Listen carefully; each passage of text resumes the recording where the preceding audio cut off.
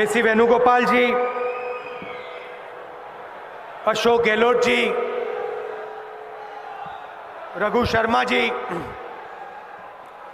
रमेश चेन्नीथाला जी, जगदीश ठाकुर जी, सुखराम राठवा जी, stage पे Congress party के सब सीनियर नेता,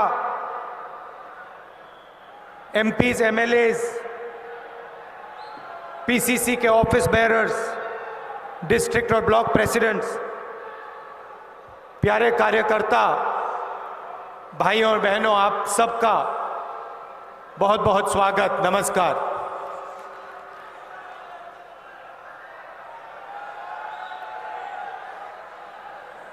प्रेस के हमारे मित्रों, आपका भी यहां स्वागत।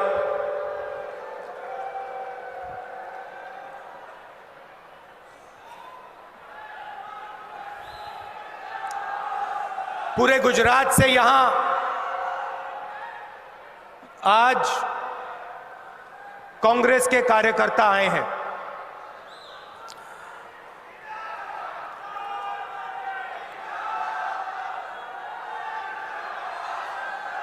मतलब पूरे गुजरात से, गुजरात के हर कोने से, हर गांव से, हर बूथ से हजारों बब्बर शेर यहां आज आए हैं।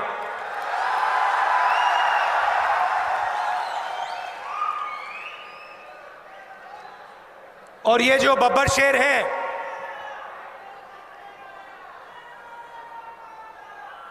ये एक विचारधारा के लिए लड़ते हैं। ये आम बब्बर शेर नहीं है कि किसी भी चीज के लिए लड़ जाएं। ये विचारधारा की लड़ाई लड़ते हैं।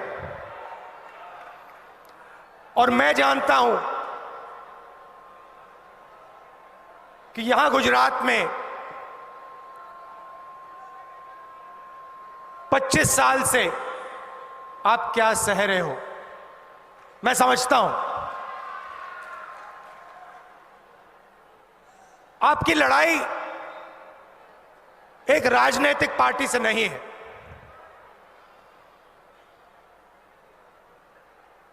यह लड़ाई कांग्रेस और बीजेपी के खिलाफ नहीं है, बीच में, इनके बीच में नहीं है। सबसे पहले आपको समझना होगा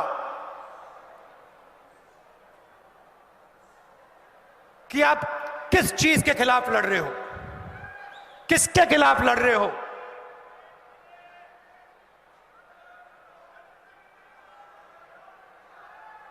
देखिए,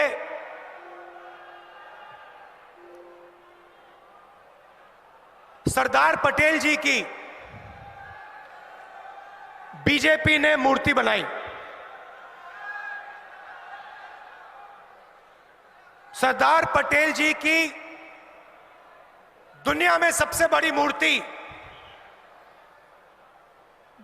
बीजेपी, नरेंद्र मोदी जी और आरएसएस के लोगों ने बनाई। सही? सरदार पटेल जी थे क्या? उन्होंने अपनी जिंदगी किन लोगों के लिए दी? वो किससे लड़े और क्यों लड़े? सबसे पहले सरदार पटेल जी सिर्फ एक व्यक्ति नहीं थे।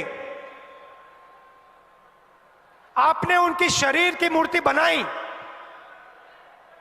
मगर वो सिर्फ एक व्यक्ति नहीं थे, वो गुजरात और हिंदुस्तान की किसानों की आवाज थे। मतलब जो भी उनके मुंह से निकलता था, जो भी उनके मुंह से निकलता था, वो गुजरात और हिंदुस्तान के किसानों के हित के लिए निकलता था। अगर आप सरदार पटेल जी को पढ़ोगे, उनके भाषण सुनोगे, उन भाषणों में किसानों के खिलाफ उन्होंने अपनी पूरी जिंदगी में एक शब्द नहीं कहा।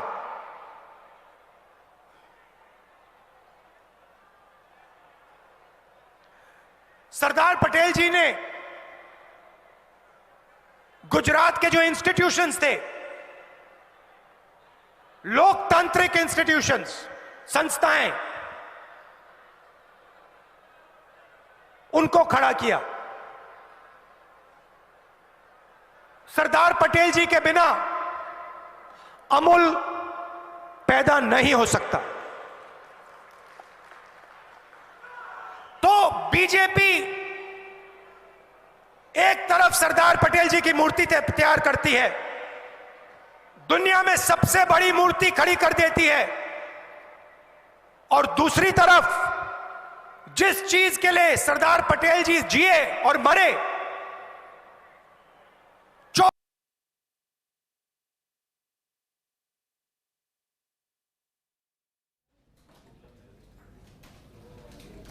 राहुल गांधी का संबोधन और एक बार फिर से यहां पर भारतीय जनता पार्टी और आरएसएस को घेरने की तैयारी में आक्रामक मोड में राहुल गांधी नजर आ रहे हैं।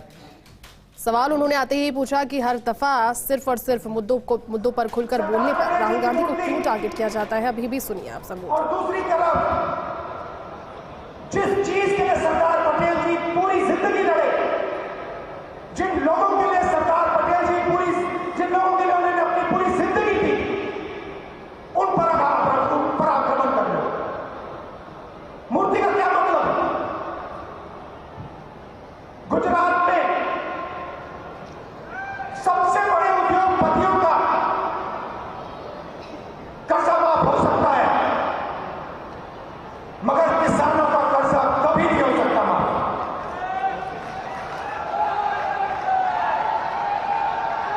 अगर आज सरदार पटेल जी होते, मैं आपसे पूछता हूं, गुजरात की जनता से पूछता हूं, अगर आज सरदार पटेल जी होते, क्या वो उद्योगपतियों का कर्जा माफ करते या किसानों का कर्जा माफ करते? आपसे पूछता हूं, अगर आज सरदार पटेल जी होते, क्या वो उद्योगपतियों का कर्जा माफ करते या किसानों का कर्जा माफ करते? अगर आज सरदार पटेल जी होते तो किसानों के खिलाफ वो ये 3 कानून कभी लाते? सवाल ही नहीं उठता। मर जाते मगर ये कानून नहीं पास होने देते। ये सच्चाई है। एक तरफ मूर्ति बनाते हैं और दूसरी तरफ उन्हीं की सोच पर आक्रमण करते हैं, उन्हीं का अपमान करते हैं।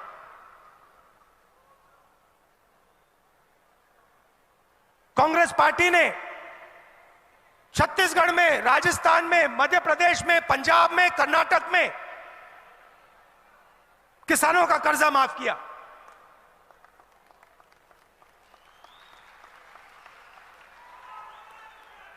जहां भी हम सरकार में आए, हमने कहा पहला काम सरदार पटेल जी जो करते वो हम करके दिखाएंगे, और हमने कर्जा माफ कर दिया। और यहां भी 3 लाख रुपए तक का कर्जा हम माफ करेंगे हर किसान का।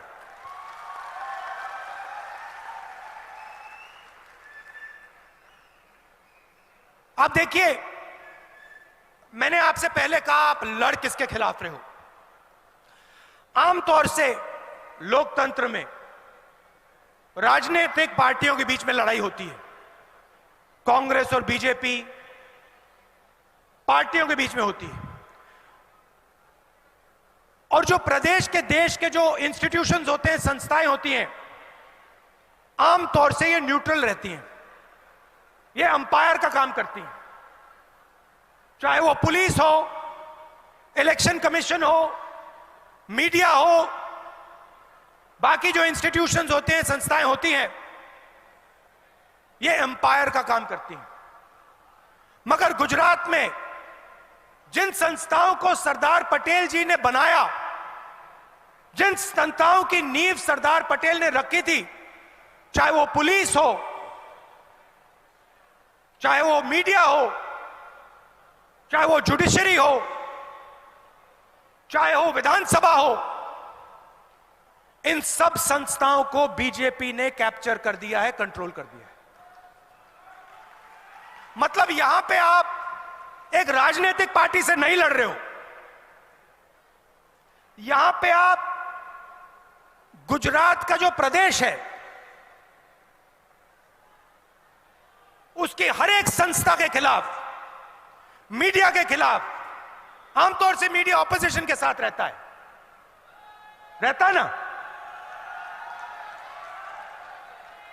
आमतौर से मीडिया ऑपोजिशन के साथ रहता है, मगर ना, ये बेचारे यहां आते हैं, इनकी गलती नहीं है, इनको सच्चाई दिख रही है, मगर इनको जो मालिक जो पीछे बैठे हैं,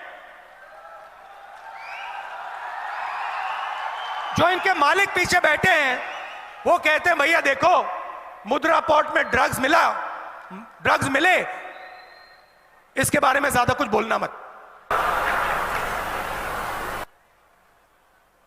भाई और बहनों, गुजरात ड्रग्स का सेंटर बन गया है,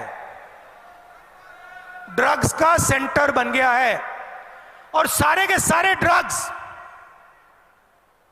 इसी मुद्रा पोर्ट से निकल रहे हैं, मगर आपकी सरकार यहां पे कोई कार्रवाई नहीं कर रही। मैं आपसे पूछना चाहता हूं, कार्रवाई क्यों नहीं हो रही है? क्या कारण है? नहीं, जोर से बोलिए, क्या कारण है?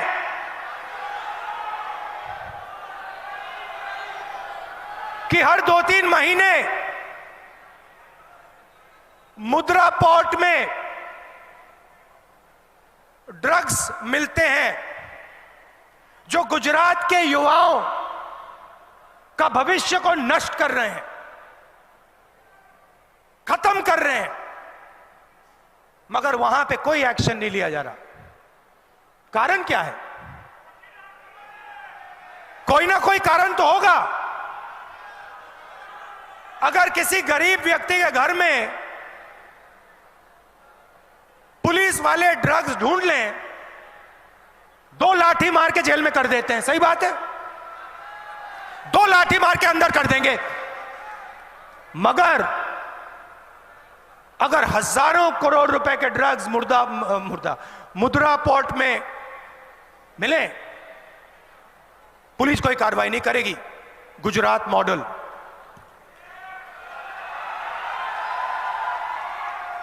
गुजरात मॉडल 2-3 उद्योगपतियों का, 3-4 उद्योगपतियों का राज, 100% मीडिया का कंट्रोल। उन उद्योगपतियों को जितनी भी जमीन चाहिए 2 मिनट में सरकार उनको दे देगी, मगर अगर गुजरात का गरीब हाथ जोड़ के, आदिवासी हाथ जोड़ के थोड़ी सी जमीन मांगे, सवाल नहीं उठता, चिल्लाओ जितना चिल्लाना है, कुछ नहीं मिलेगा। भाइयों और बहनों, बिजली के रेट गुजरात में हिंदुस्तान में सबसे ज्यादा हैं। नेक्सस है, वही 2-3 कंपनियां हैं, वही नाम है, आपके जेब में से पैसा निकलता है, सीधा उन्हीं 2-3 उद्योगपतियों के जेब में जाता है। और ये आप सालों से देख रहे हो। लोकतंत्र पर आक्रमण, गुजरात की जनता पर आक्रमण, कोई कुछ बोल नहीं सकता गुजरात में। गुजरात एक स्टेट है जहां पे आंदोलन के लिए परमिशन लेनी पड़ती है, आंदोलन के लिए परमिशन लेनी पड़ती है। जिसके खिलाफ आप आंदोलन करोगे उसको परमिशन देनी पड़ेगी पहले, आंदोलन करने से पहले। यह है गुजरात।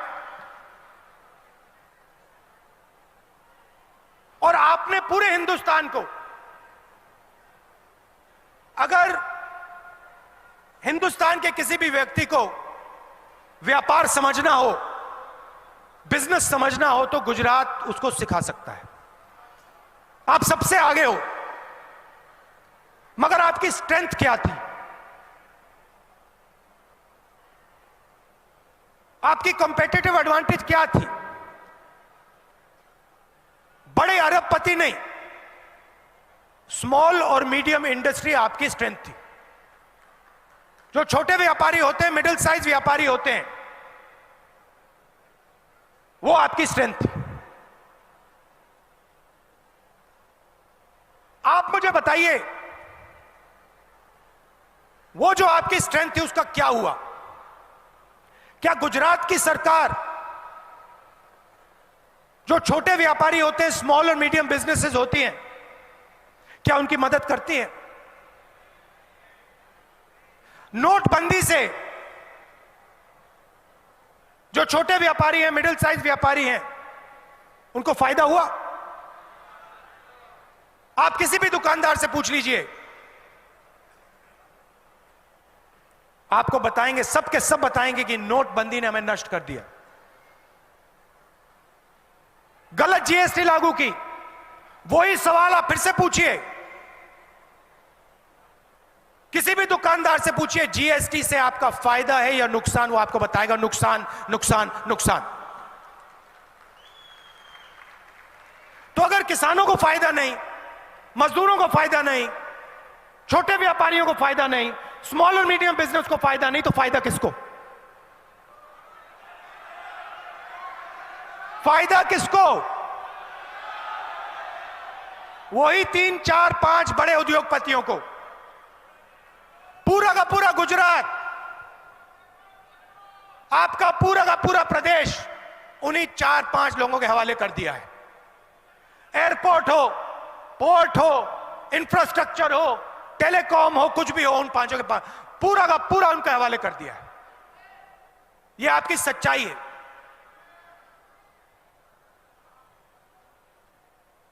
और अगर आप इसके खिलाफ लड़ना चाहो, आंदोलन करना चाहो, तो फिर पहले भैया परमिशन लेना। उन्हीं 3-4 उद्योगपतियों की परमिशन लेना, उससे पहले जनता की आवाज मत उठाना। क्या सरदार पटेल जी ने अंग्रेजों से आंदोलन करने के लिए परमिशन लिया था? क्या सरदार पटेल जी अंग्रेजों के सामने गए और उन्होंने उनसे पूछा कि भैया हमें परमिशन दे दो?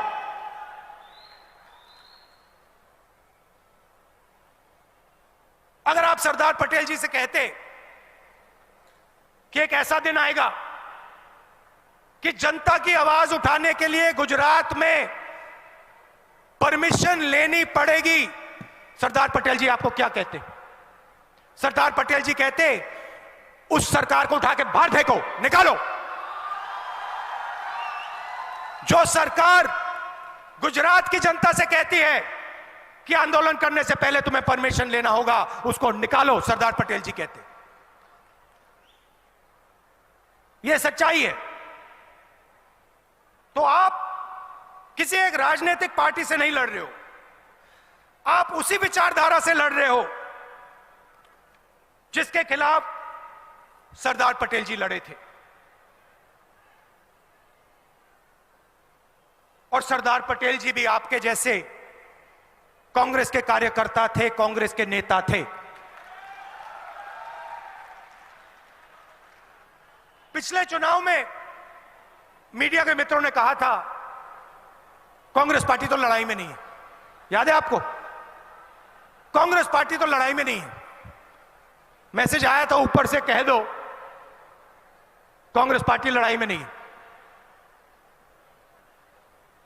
और 6 महीने में बीजेपी की हवा निकाल दी आपने। 6 महीने में आपने हवा निकाल दी।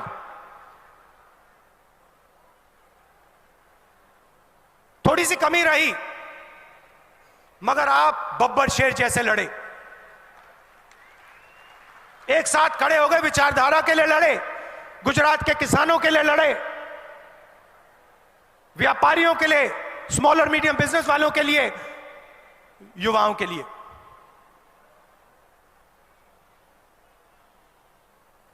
और वही इस बार होगा।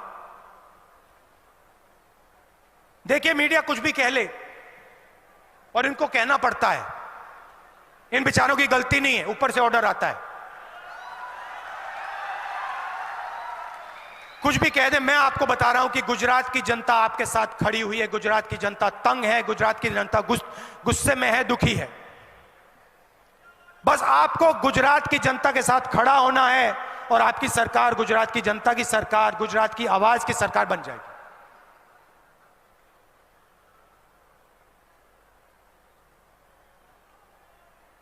सरकार बनने के बाद गुजरात की जनता के लिए कांग्रेस पार्टी क्या करेगी? पहले मैंने कहा, किसानों का कर्जा माफ करेगी 3 लाख रुपए का, पहला काम। दूसरा काम, आपको याद होगा कोविड आया था, याद है? भूल गए? याद है ना? आपको मालूम है गुजरात में कितने लोगों की मृत्यु हुई?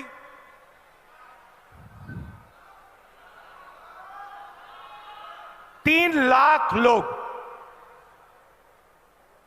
3 लाख लोगों की मृत्यु हुई।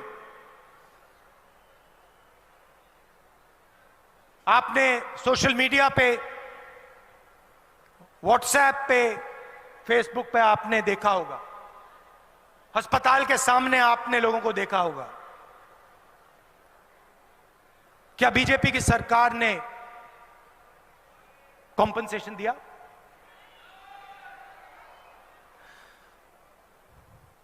सरदार पटेल जी की इन्होंने मूर्ति बनाई। अगर आज सरदार पटेल जी जिंदा होते और आप उनसे पूछते, सरदार पटेल जी, गुजरात में 3 लाख लोग कोविड के शिकार हुए, क्या उनको कॉम्पनसेशन, उनके परिवारों को कॉम्पनसेशन दिया जाना चाहिए, हां या ना? सरदार पटेल जी क्या कहते? क्या सरदार पटेल जी कहते नहीं देना है कॉम्पनसेशन? सवाल नहीं उठता। तो जो सरदार पटेल जी कहते वो कांग्रेस पार्टी करेगी, 4 लाख रुपए कॉम्पनसेशन हर व्यक्ति को देगी।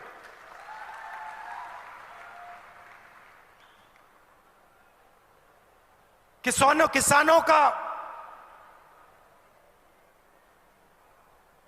बिजली बिल माफ करेगी और 300 यूनिट बिजली के जनरल कस्टमर्स को देगी। 3000 इंग्लिश मीडियम स्कूल और लड़कियों के लिए मुफ्त में शिक्षा कांग्रेस पार्टी देगी। हजारों स्कूलों को बीजेपी की सरकार ने बंद किया है। सरदार पटेल जी की मूर्ति लगाई हुई है, हजारों स्कूल को बंद कर रहे हैं। तो हम 3000 इंग्लिश मीडियम स्कूल खोलेंगे और मुफ्त में लड़कियों को शिक्षा देंगे। और जो मिल्क प्रोड्यूसर्स हैं उनको 5 रुपए की सब्सिडी, और गैस सिलेंडर जो आज 1000 रुपए का है वो हम 500 रुपए में देंगे। जो यूपीए के समय में 400 रुपए हुआ करता था, जो आज 1000 रुपए है।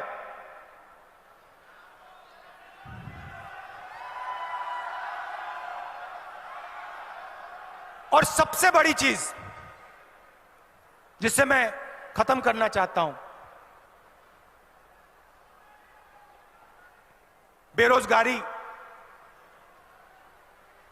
और महंगाई। मैंने आपसे कहा कि बीजेपी की पॉलिसीज ने, नोटबंदी ने, जीएसटी ने जो स्मॉल और मीडियम बिजनेसेस हैं, छोटे व्यापारी हैं, उनकी रीढ़ की हड्डी तोड़ दी है। भाइयों और बहनों, सच्चाई यह है कि 2-3 अरबपति इस प्रदेश को रोजगार नहीं दे सकते हैं। रोजगार कौन देता है? रोजगार छोटे बिजनेस, स्मॉल और मीडियम बिजनेस, व्यापारी और किसान देता है। और जब तक इनकी सरकार नहीं बनेगी, जब तक किसानों की, छोटे व्यापारियों की, स्मॉल और मीडियम बिजनेस वालों की सरकार नहीं बनेगी, जो सरकार उनकी पूरी मदद करे, तब तक इस प्रदेश में रोजगार पैदा नहीं हो सकता है। आप जितनी भी कोशिश कर लीजिए, अगर स्मॉल और मीडियम इंडस्ट्री मजबूत नहीं हुई गुजरात में, यहां पे रोजगार पैदा नहीं हो सकता। अगर बैंक के दरवाजे किसानों के लिए, स्मॉल और मीडियम बिजनेसेस के लिए, डायमंड इंडस्ट्री के लिए, टेक्सटाइल इंडस्ट्री के लिए नहीं खुले, तो यहां पे रोजगार पैदा नहीं हो सकता है। और गुजरात के जो युवा हैं भटकते फिरेंगे, मगर उनको रोजगार नहीं मिलेगा। और कांग्रेस पार्टी का फोकस उन युवाओं को रोजगार देने पर होगा।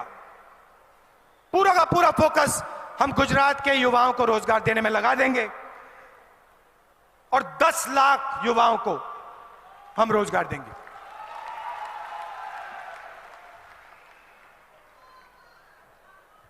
आपके सामने चुनाव है और मैं आपको बता रहा हूं, मैं पिछली बार भी आया था, इस बार भी आया हूं, मैं आपको बता रहा हूं, अगर आप लड़ गए, पिछली बार जैसे अगर आप लड़ गए, मैं आपको गारंटी देके कह रहा हूं, यहां पे कांग्रेस पार्टी की सरकार बनने जा रही है।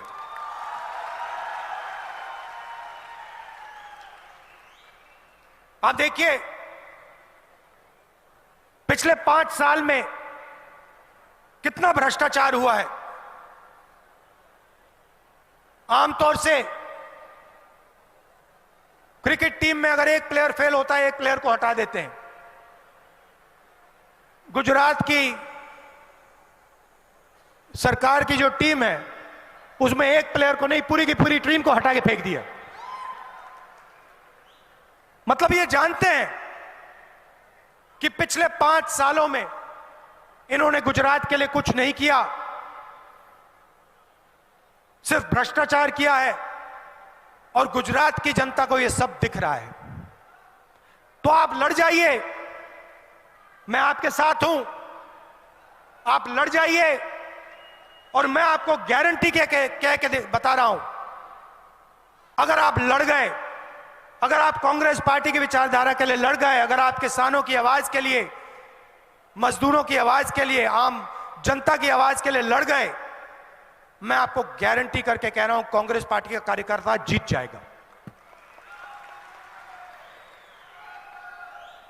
आप हमारी शक्ति हो, आप हमारी रीढ़ की हड्डी हो, और मैं दिल से आपका धन्यवाद करना चाहता हूं कि आप कांग्रेस पार्टी का झंडा उठाते हो, कांग्रेस पार्टी की विचारधारा के लिए लड़ते हो, और गुजरात में आपने बहुत बहुत मुश्किल सही है।